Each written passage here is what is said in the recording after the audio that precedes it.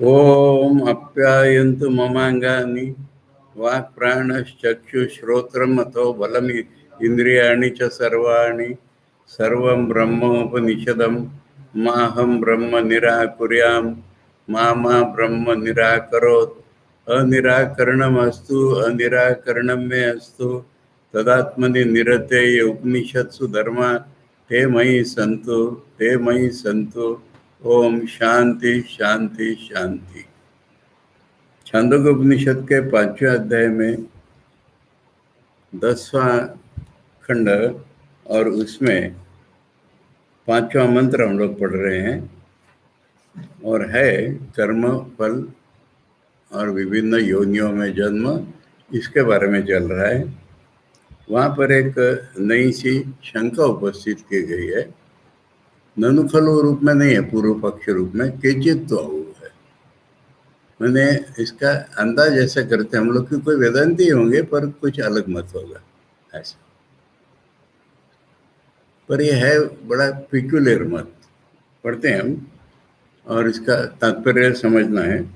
यत्तु केचित उच्यते सर्व कर्म श्रेय उपमर्दे न प्रायेण कर्मणाम जन्मारंभकत्व, ये समझना पहले हमको।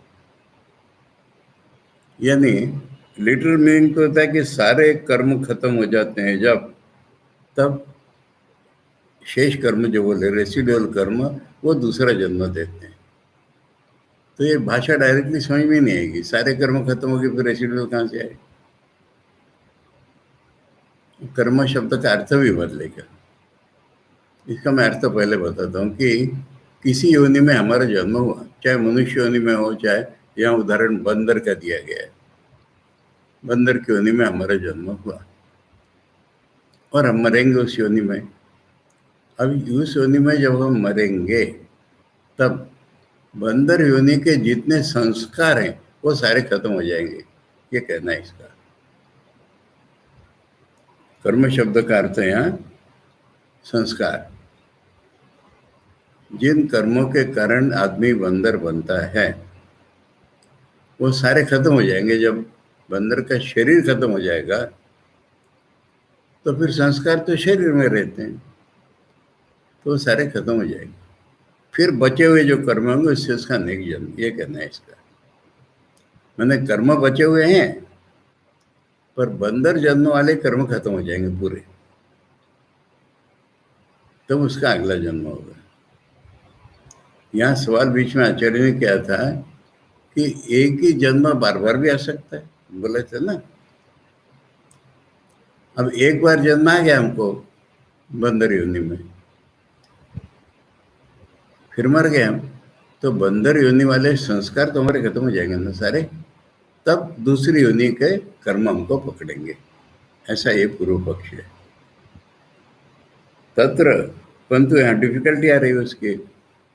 तत्र कानिचित कर्माणि अनारंभकत्वेन एव तिष्ठन्ति कानिचित जन्मांतरम आरभन्ते इति न उपपद्यते।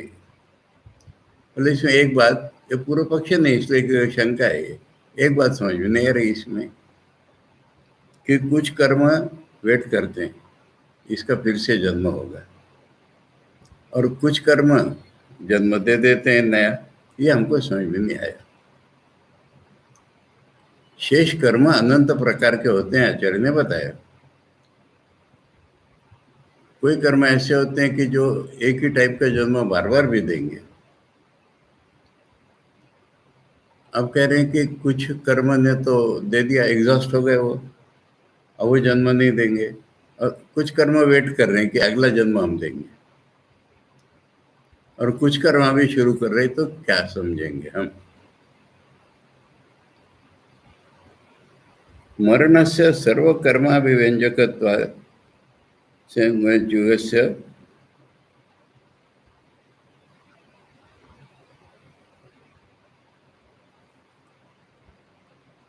व्यंजकत्वात् स्वगोचराभिव्यंजक प्रदीपवत् इति। एग्जाम्पल भी विचित्र से भी एक दिया है, तो दिए की रेंज में जितना आता है सब एक साथ दिखा देता है ना दिया। तो इसलिए एक साथ सारे कर्म नहीं खत्म हो जाएंगे क्या? ये हमको समझ में नहीं आ रहा है कि एक साथ सारे कर्म खत्म हो जाएंगे, फिर कौन से दूसरे कर्म बचेंगे? अब इसमें तत्व यही है कि एक योनि के कर्म जब हमारे खत्म हो रहे हैं, शरीर आरंभ, शरीर जब खत्म हो रहा है, तो उस योनि के और संस्कार नहीं बचेंगे, संस्कार भी खत्म हो गए उस शरीर के साथ। ठीक है, ये शंका है। अब आचार्य कह रहे हैं तद असत, ये ठीक नहीं है बात। सर्वस्य सर्वात्मकत्व अभ्युपगमात्, यहाँ ये सर्वात्म भाव मधु ब्राह्मण इससे कंफ्यूज हो गया। और ये सर्वात्म भाव ब्रह्म भाव की बात नहीं है। ये मतलब हर एक में दूसरे इन्वॉल्व होते हैं, ये कहना है उसका। जैसे पानी कहने पर पांचों तत्व होते हैं, ऐसे सर्वस्व सर्वात्मकत्व अभ्युपगमात्, सारे कर्म मिक्सअप हैं, सारे कर्म हैं। नहीं सर्वस्य सर्वात्मकत्वे देश काल निमित्त अवरुद्धत्वात् सर्वात्मना उपमर्दः। सारे कर्मों में सारे कर्म इन्वॉल्व होने के कारण कौन से कर्म प्रकट होंगे कौन से अप्रकट होंगे, यही कर्म उसके डिपेंडेंट है। सारे कर्म खत्म नहीं हुए हैं, बचे हैं अभी। इसका मतलब ये हुआ कर्म संस्कार मैं पर लगते हैं। मैं जब खत्म हो जाएगा ज्ञान में, तब तक कोई संस्कार खत्म नहीं होता, ये तात्पर्य। ये सर्वस्व सर्वात्मक है। जितने कर्म के संस्कार है हमारे, कर्म के दो टाइप के फल होते हैं। एक तो स्वर्ग जाना, पैसे मिलना, जो भी बाहर के फल, और हर कर्म का हमारे पर संस्कार पड़ता है। अब ये जो संस्कार पड़ता है ये मैं पर पड़ता है। मैं करता हूं ना, ये जो मैं करता है इसके ऊपर ये संस्कार पड़ता है। और ये मैं करता खत्म होता है ज्ञान में। इसलिए ज्ञानी की डेथ का वर्णन जो किया है मुंडक में और प्रश्नों में, कर्म मैं के साथ ब्रह्म में चले गए। बाकी शरीर का मिट्टी हो गई, इसका वो हो गया, इसका वो हो गया। कर्म जो हमेशा मैं के साथ हैं। अब मैं जब तक है तो सारे कर्म संस्कार है, ये कह रहे हैं। उनमें से ये जन्म, अब जैसे दुर्योधन स्वर्ग में गया, कौन से कर्म फलीभूत होंगे? वो देश काल निमित्त, so many factors are there, ये कहना उसका। देश काल निमित्त माने सो मेनी फैक्टर्स। ये कौन सा जन्म अभी, अब कौन सा किसके बाद आएगा? भगवान की बात निकली ना, उनका सुपर कंप्यूटर है। अब आदमी का जन्म हो गया, अब कुत्ते का होगा कि भालू का होगा कि बिल्ली का, पहले कौन सा होगा, बाद में कौन सा होगा? तो ये कई फैक्टर्स पर डिपेंडेंट है, कह रहा हूं। परंतु कोई भी कर्म संस्कार नष्ट नहीं हुआ है, और इसका प्रमाण बहुत सुंदर दे रही है, बहुत ही सुंदर। ठीक है, समझ में आया? विरुद्धत्वात् सर्वात्मना उपमर्दा कस्यचिदपि अभिव्यक्तिर्वा सर्वात्मना न उपपद्यते। यानी सारे कर्म खत्म हो गए, सारे कर्म संस्कार खत्म हो गए, या सारे प्रकट हो जाएंगे। एक साथ सारे नहीं प्रकट होंगे, एक साथ सारे प्रकट होना ही संभव नहीं, क्योंकि योनियां अलग अलग है।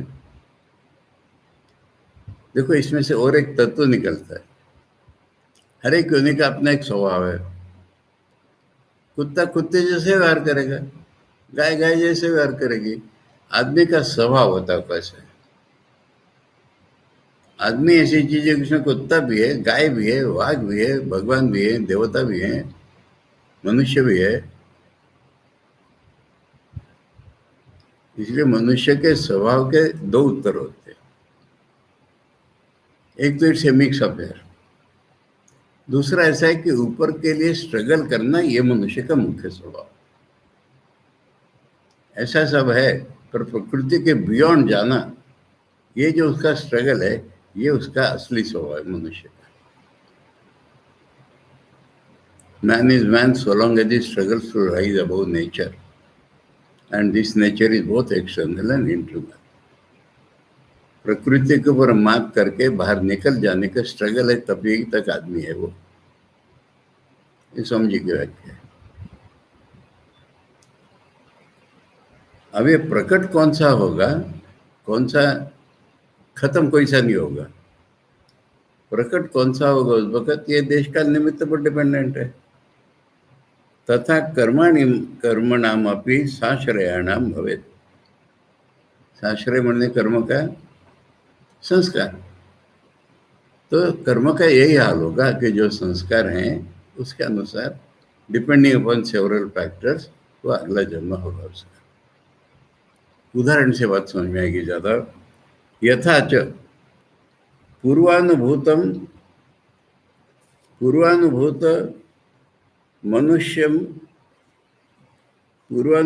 मनुष्य मयूर मर्कटादि जन्माभि संस्कृता विरुद्ध अनेक वासना मर्कटत्व प्रापकेन कर्मणा मर्कट जन्मारभमाणे न। यहाँ तक समझो।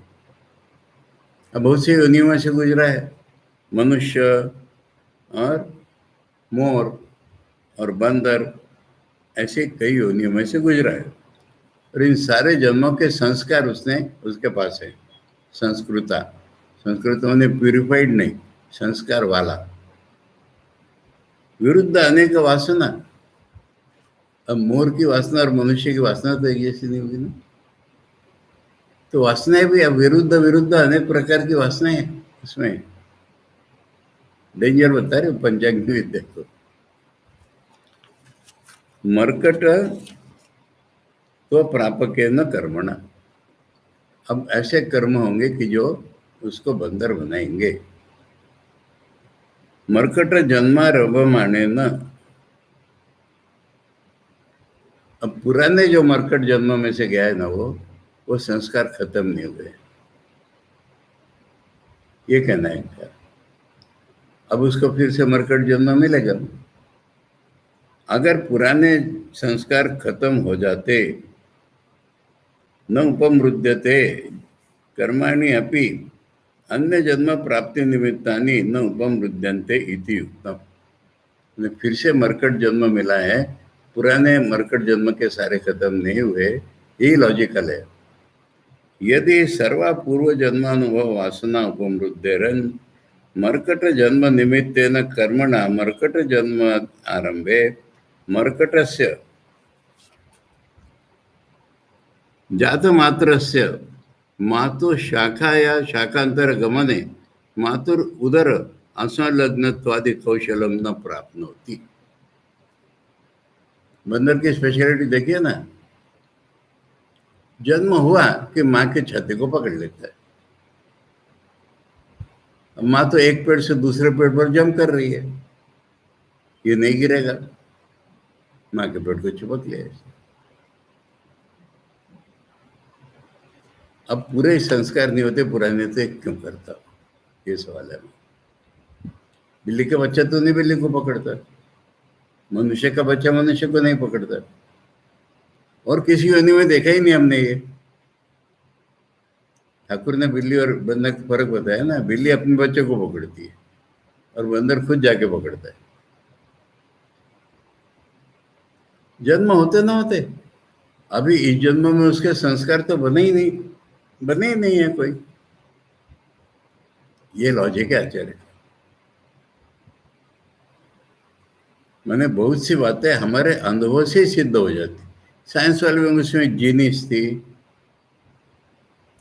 क्योंकि वो तो पुराने जन्म को मानते ही नहीं।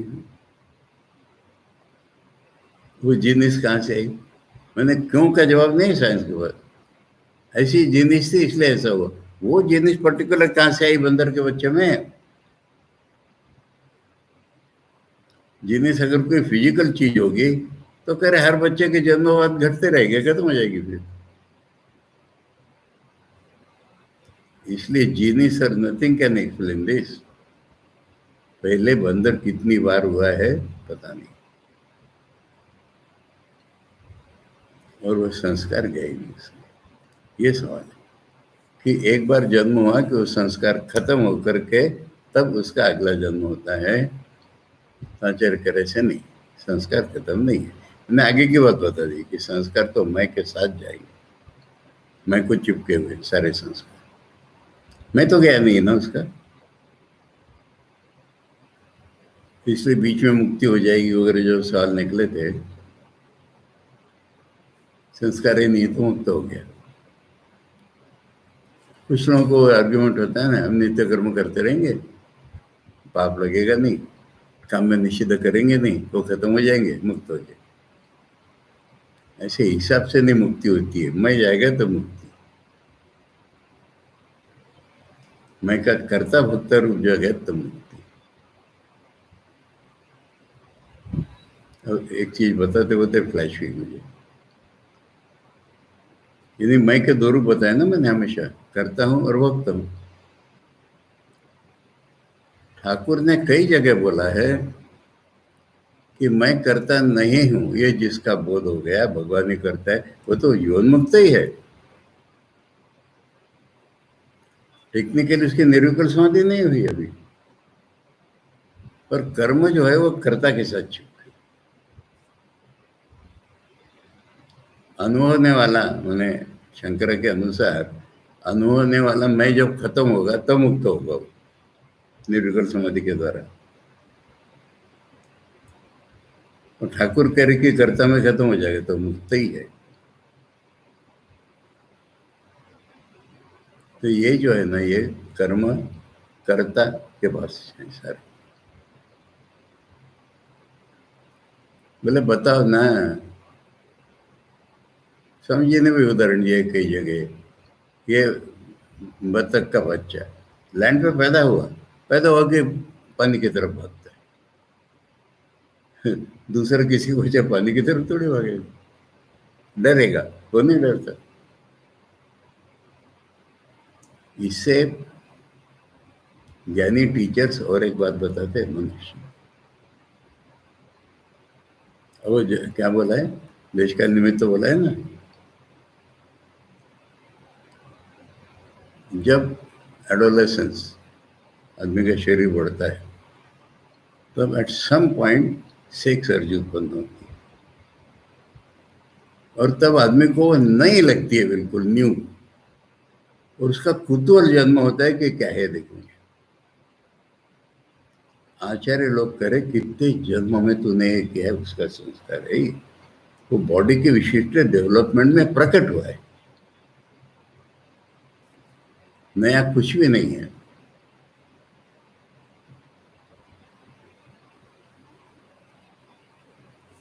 तो आचार्य कह रहे हैं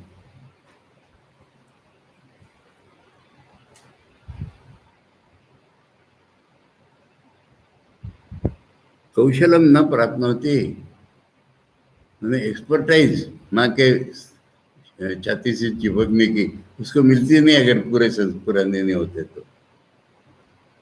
यह जन्मनी अनभ्यस्तत्वात्, इस जन्म में तो उसका भी प्रैक्टिस हुआ ही नहीं है। न च अतीतांतर जन्मनि मर्कटत्वमेव आसीत् तस्य इति शक्यम वक्तुम। अतीतांतर मैंने जस्ट बिफोर मरकट से फिर मरकट हुआ ऐसे नहीं कह सकते हम। बीच में कितने जन्म क्रॉस हो गए हैं, पर मरकट योनि में आने पर मरकट वाले संस्कार प्रकट होंगे, ये शास्त्र है पूरा।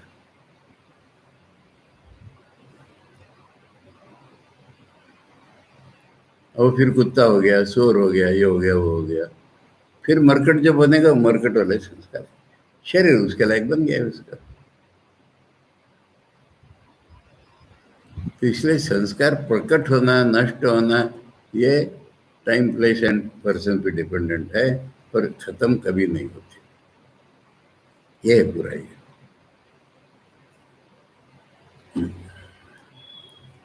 तम विद्या कर्मणि समन्वारे वेते पूर्व प्रज्ञा च इति श्रुते।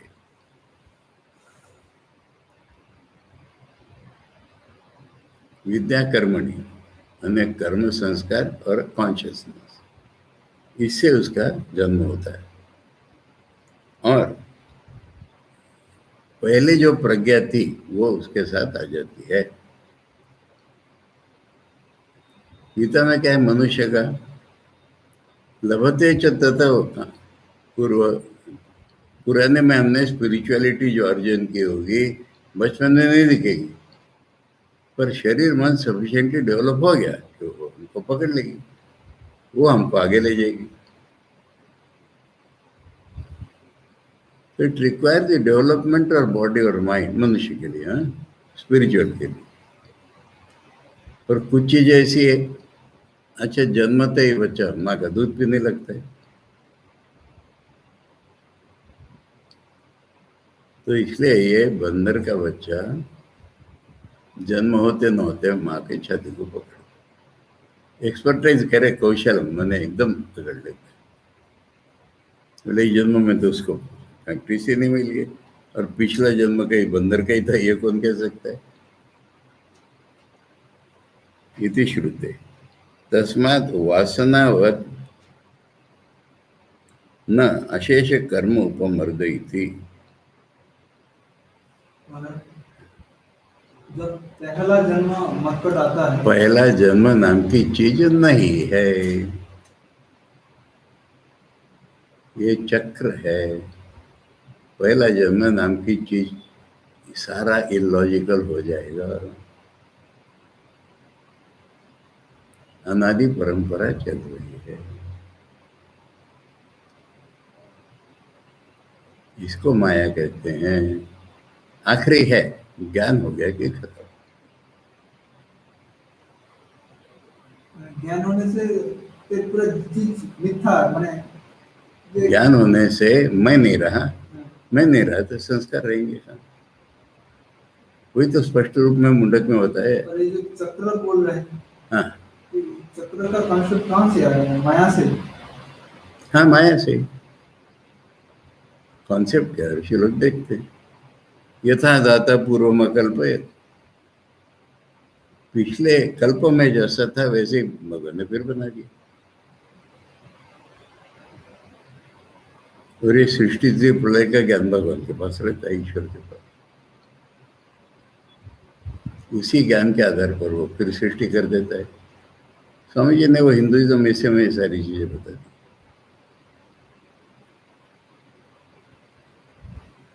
और स्वामी जी वहीं पर कह रहे हैं कि संक्षिप्त संस्कार ईश्वर हृदय में ये ज्ञान प्रकट हो जाता है।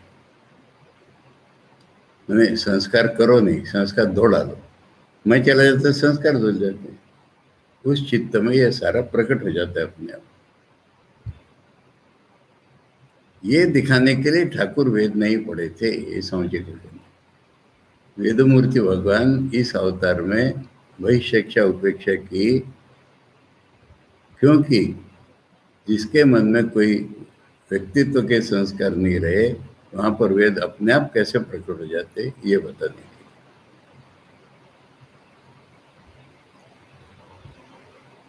ये है। ये ज्ञान कहाँ है? ईश्वर के पास। और किसके पास है? ऋषियों के पास। कोई ईश्वर से अपना मन डायरेक्टली जोड़े भक्ति के द्वारा, तो फिर ज्ञान उसमें आ जाता है। भक्तों को सारा ज्ञान आ जाता है ना, नहीं तो फिर डेवलप करो ऋषित्व। तो इसलिए अनादि परंपरा है। पूरा चीज ही गड़बड़ लग रहा है, गड़बड़ लग रहा है क्योंकि हमारी हैबिट, उसी को माया कहते हैं कि हमारी हैबिट ही हो गई। हर चीज में हम पहला ढूंढते हैं, ये हमारे मन की हैबिट है, पहला दूसरा।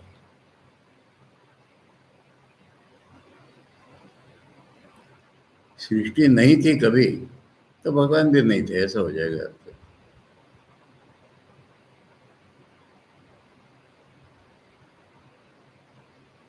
तो इसकी कॉन्सेप्ट तो उधर से ही बनेगी, जब गड़बड़ होती है उधर से बने। ब्रह्म है सत्य,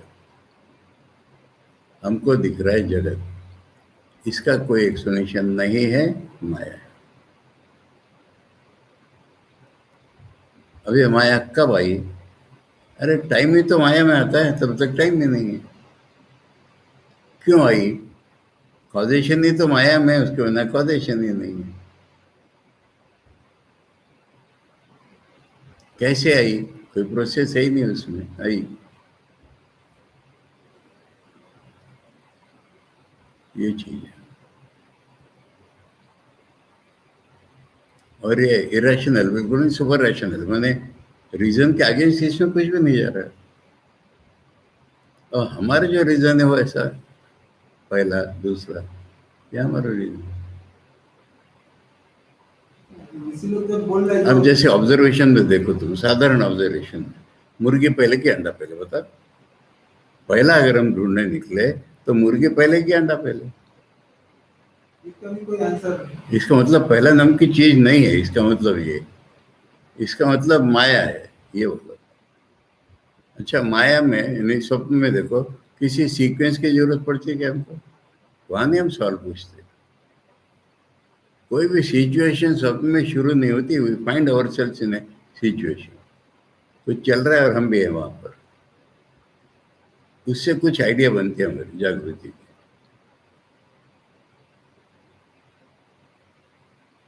और हम जो है ये अनुभव ये परसेप्शन की बात हम जो देख रहे हैं, तो हर चीज सभी बकवास है, मैंने देखा है। अगर ब्रह्म सत्य है, यही हम जो देख रहे हैं उसको हम एक्सप्लेन नहीं कर पा रहे हैं ना।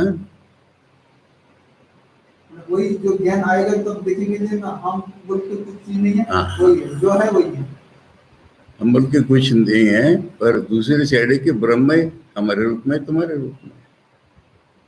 तो तब कौन किसको बोलेगा? हाँ, तब कौन किसको बोलेगा? बोलने का कोई ऐसे जो बोलते हैं जो कौन किसका नहीं, रूप अलग अलग है ना ब्रह्म के। ये जो ब्रह्म यही क्यों तो ना- ज्ञान होता है। ब्रह्म अनंत नाम रूपों में सृष्ट होता है, मैं तुम के रूप में प्रतिभात होता है, स्त्री पुरुष के रूप में प्रतिभात होता है, इसलिए बातचीत नहीं होगी ऐसा नहीं है। अगर सारे एक जैसे हो जाते ब्रह्म के, तो स्वामी जी कर एक दूसरे का मुंह देखते, मम्मी जैसे, कोई बातें नहीं करता। विचार पार्थक्य तो है ही। उदाहरण से देख लो ना, ठाकुर के 16 शिष्य हैं, हर एक अलग है, बिल्कुल हर एक अलग है, कोई भी किसी जैसा नहीं है सारे ब्रह्म के।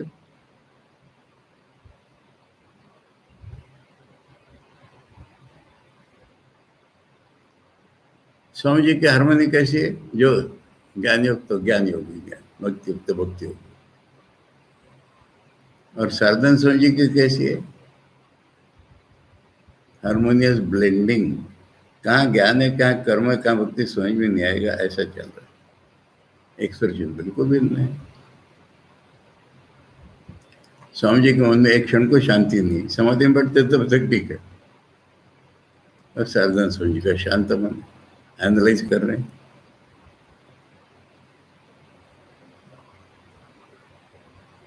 महापुरुष महाराज कहते हैं मेरे से झमेला सहन नहीं होगा। साधन स्वामी जी कहते मैं कर लूंगा।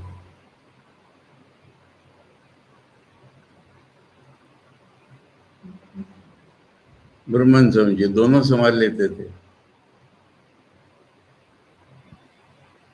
संभालने का मेथड ही उनका अलग है, इसलिए वैरायटी इज ऑलवेज देयर। तो ब्रह्म का स्वभाव है, इसको हम क्या करें? इसलिए सब ब्रह्म है। एक मन की ऐसी अवस्था आती है कि सब ब्रह्म है, मन तो दिखता नहीं अलग अलग, पर नहीं तो वैरायटी तो दिखती है। पर सभी जो ब्रह्म को जो आप जो वैरायटी बोल रहे हैं, उन लोग का आपस में क्या संबंध फील अनुभव करता है? यही तो बता रहा हूँ कि ब्रह्म इस तरह से अभिव्यक्त हुए हैं यहाँ पर।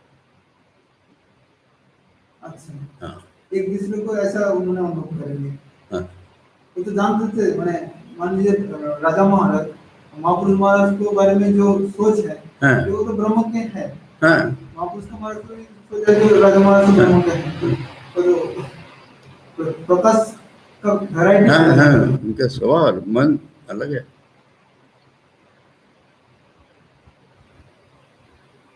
और राजा महाराज इतने मजाक करते, भद्दे भद्दे।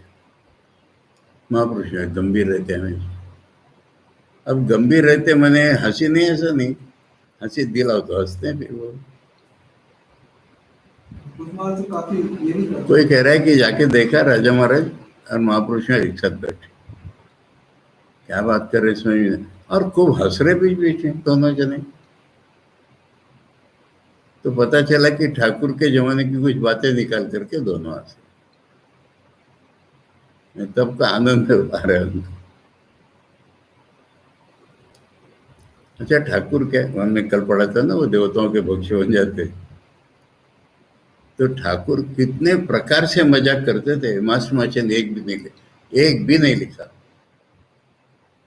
ठाकुर छेलेदर संगे फचकिमी गोच्छिले, फष्टी नाष्टी गोच्छिले, ये एक भी नहीं लिखा।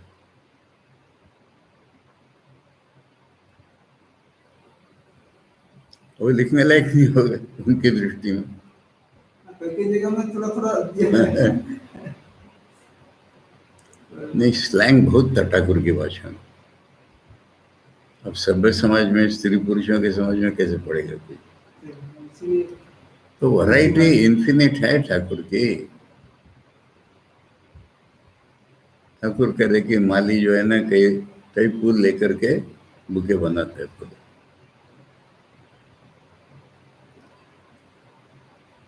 तो इसलिए सब समान नहीं हो जाते।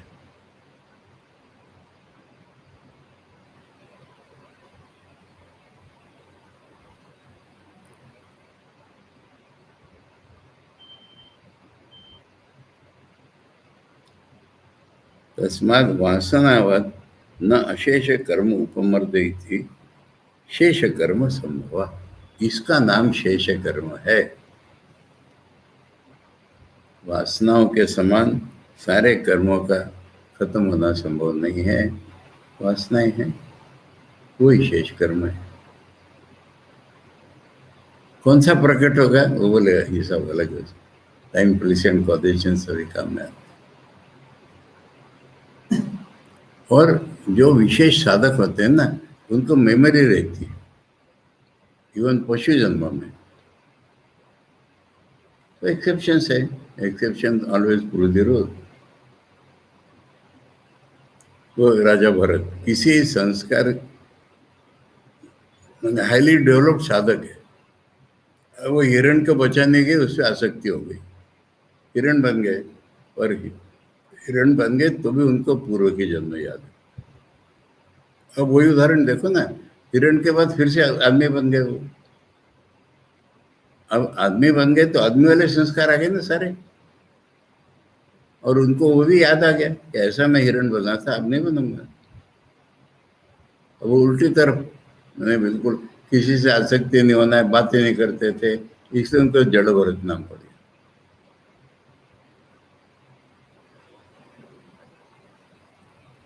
तो इसलिए ये संस्कार।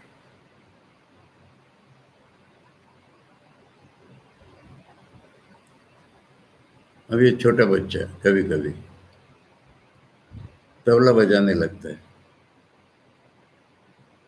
तुमने देखा है, वीडियो दिखा था तुमको, 14 किस्म के बाजे बजा लेता है, तबले टाइप के। तबला, पकवाज, ड्रम, नगाड़ा सब बजा।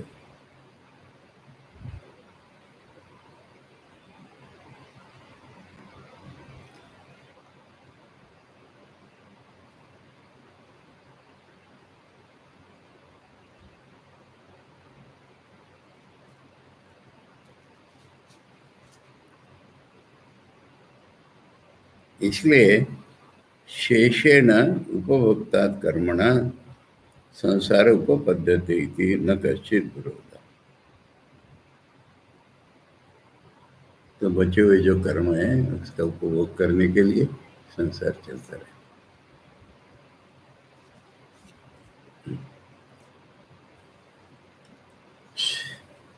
अभी मंत्र पूरा करते हैं। मंत्र में था, अच्छा मंत्र हमने पढ़ा नहीं ना, डिस्कशन ही शुरू कर दी। एक बार मंत्र पढ़ो, पांचवा। पहले बार पांचवा। तस्मिन् यावत् संपातम् उषित्वा अथ हाँ, तस्मिन् यावत् संपातम् उषित्वा तस्मिन् यावत् सम्पातम् उषित्वा अथ एतम् एव अध्वानम् अथ एतम् एव अध्वानम् अध्वानं पुनर्निर्वर्तन्ते पुनर्निवर्तन्ते यथा एतम् आकाशम् यथा एतम् आकाशम् आकाशाद् वायुम् आकाशद्वारा वायुर्भूत्वा हिमो धूमो भवति, धूमो भवति धूमो भूत्वा अभ्रं भवति। धूमो भूत्वा भद्रं भवति। अब इसका भाष्य में पूछ रहा है कि आप कह रहे फिर से उसी रास्ते से वापस आता। हमने बात कर ली थी इसकी, फिर से उसी रास्ते से बात, पर रास्ते में तो चंद्रमा के बाद वृष्टि थी, यहाँ वृष्टि आई नहीं अभी, ये कैसी बात है?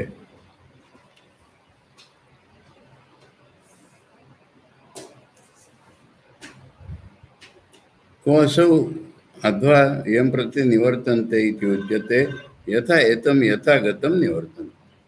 कौन सा रास्ते से वापस जाता है? जिस रास्ते से आया तो उस रास्ते से वापस जाता है। ननु मासेप्य पितृलोकम पितृलोकाद आकाशम आकाशात चंद्रमसम इति गमनम गमनक्रमम उक्तो। पहले तो आपने ये बताया था गमनक्रम कि वो दक्षिणायन 6 महीने से पितृलोक में, पितृलोक से आकाश से चंद्रमा में, ये क्रम बताया था। न तथा निवृत्ति, पर वापिस आते में तो ऐसा नहीं दिख रहा है।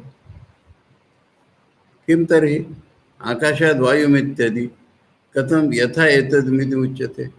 ऐसा कैसे कह दिया कि उसी रास्ते पर वापिस आता है? नैष दोष आकाश प्राप्ते तुल्यत्वात् पृथ्वी प्राप्तेश्च। बोले एंड पॉइंट्स देखो, आकाश में आ गया वो और लास्ट में पृथ्वी पर आ गया, ये तो कॉमन है ना। डिटेल्स चाहे कॉमन नहीं हो, रास्ता वही है। ये बताने का फर्क है एक्चुअली। वहां 5 अग्नि बताने थे ना, अब एकदम नहीं पानी बन जाता, ऐसा धीरे धीरे बनता है। न च अत्र यथा एतम एवेति नियमो अनेवम विधम अपि निवर्तन्ते पुनर्निवर्तन्ते इति तो नियम।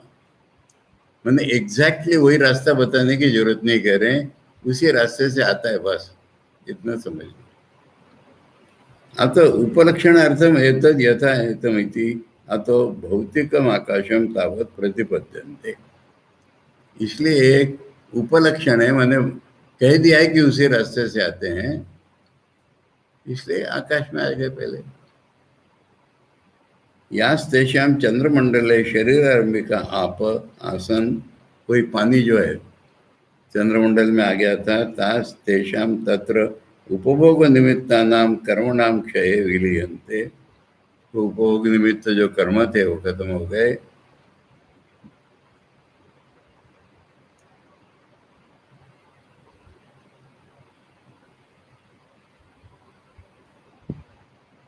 घृत संस्थानम एवं अग्नि संयोगे।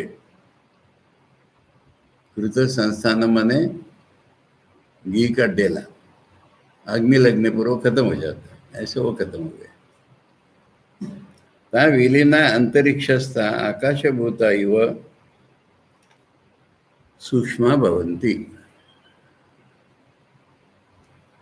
ता अंतरिक्षाद वायुर्भवन्ति। अब आकाश में सूक्ष्म है, वो बिल्कुल वायु हो गया। वायु प्रतिष्ठा वायुभूता इतश्च अमुतश्च मुह्यमाना ताभि स क्षीण कर्म वायुभूत। आकाश में इधर उधर घूम रहा है, वायु बन जाता है। वायुर्भूत्वा ताभि स एव भूमो भवति। वायु के साथ ही धुआं हो गया। धूमो भूत्वा अभ्रम,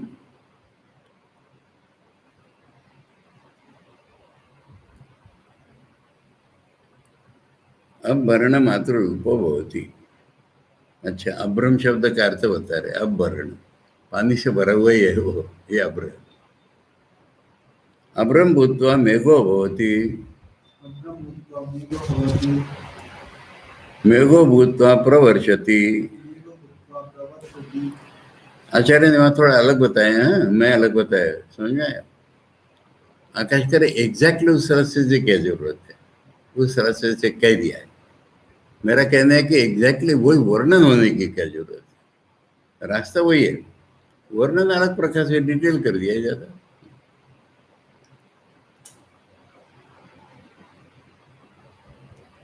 तो यह व्रीहि यवा औषधि वनस्पतया तिलमाशा इति जायन्ते। त यः वेदी यवा योषधि वनस्पतयः तिलमाशा इति जायन्ते। अतो वै खलु दुर्निष्प्रपतरम् अतो वै खलु दुर्निष्प्रपतरम् यो यो हि अन्नमत्ति यो यो हि अन्नमत्ति यो रेता सिंचति यो वीतः सिञ्चति तद्भूय एव भवति। तद्भूय एव भवति। अब वो अभ्र होकर के फिर पूरा बादल बन गया, बादल होने के बाद बरस गया, और वर्षा से, अब ये देखो ना, वहाँ व्रीहि यवा बोला था, इसमें बहुत सारे बोल दिए।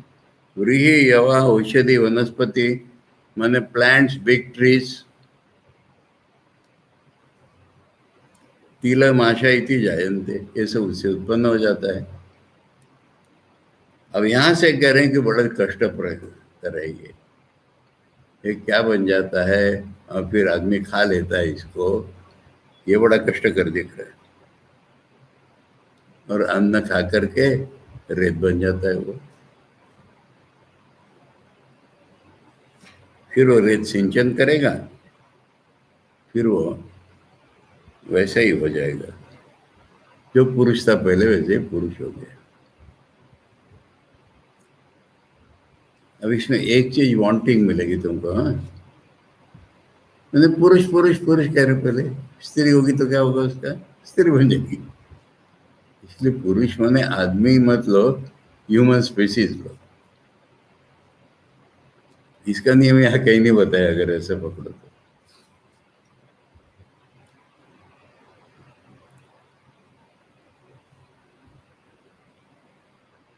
अभ्रम भूत्वा तथा सेचन समर्थो मेघो, अभ्र होने पर फिर बरसाने लायक बादल बन गया, सेचन समर्थो मेघो भूत्वा।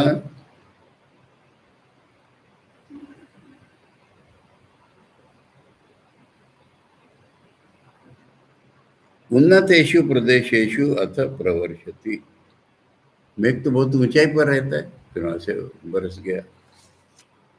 वर्षधारा रूपेण शेष कर्म पतति इति अर्थ। एक्चुअली वो जीव है, शेष कर्म को लेकर के पढ़ रहा है वर्षा के भीतर से।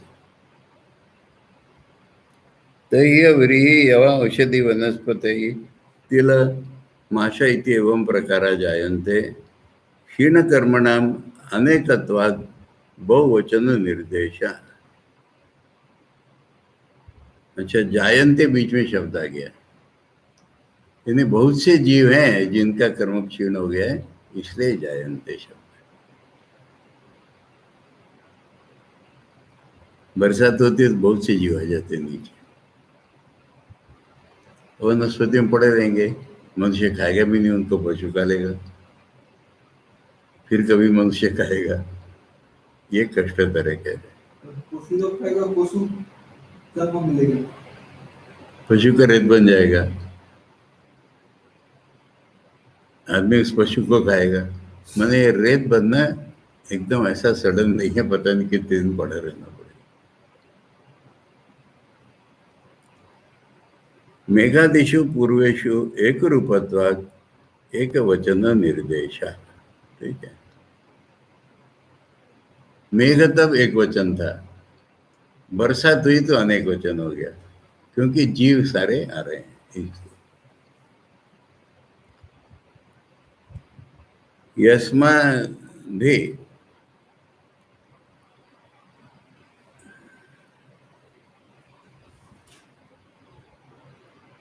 क्या शब्द है, ग है ना, हाँ, गिरी तट दुर्ग नदी समुद्र अरण्य मरुदेशादी सन्निवेश सहस्राणी वर्ष धारावी पतितानाम आता तस्माद हेतोर्वै खलु दुर्निष्प्रपतरम दुष्निरकरम दुष्। अब ये बरसात कहाँ गिरेगी?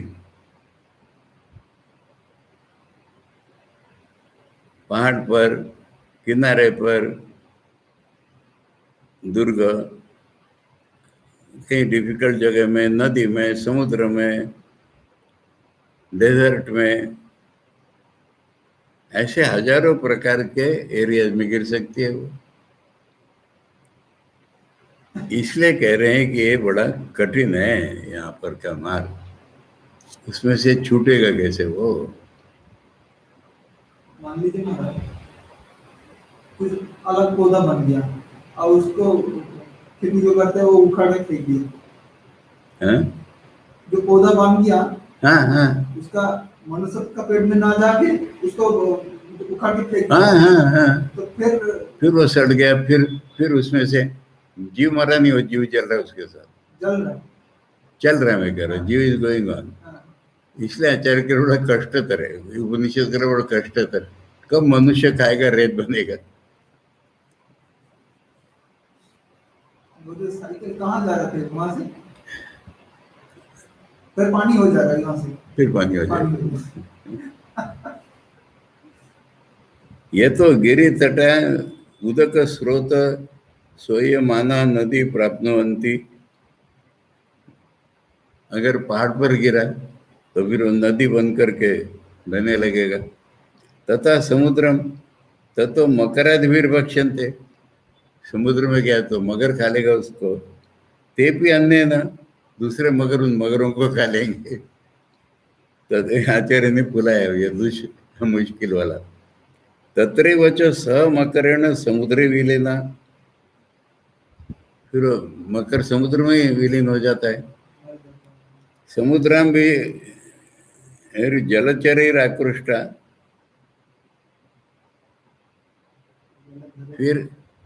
फिर सूर्य ने उसको खींचा। पुनर्वर्ष धारावीर मरुदेश है, अब वो रेगिस्तान में गिर गया।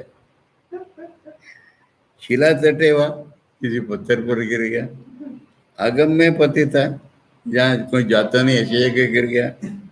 तिष्ठन्ति कदाचित व्याल मृगादि था, सांप ने पी लिया, पशु ने पी लिया। भक्षिता से अन्न नहीं, तो ये अपनी अन्न नहीं, उनको किसी ने खा लिया, उसको किसी ने खा लिया।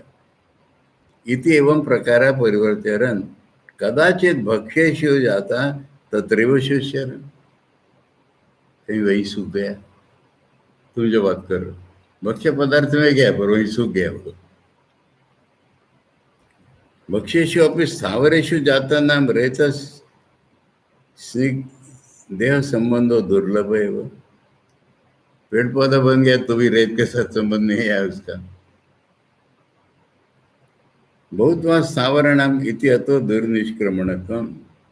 पेड़ तो वो किस्म के होते हैं, इसलिए कहा कि वहां से छूटना बड़ा मुश्किल है।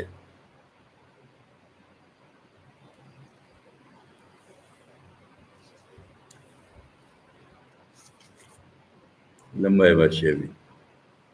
अथवा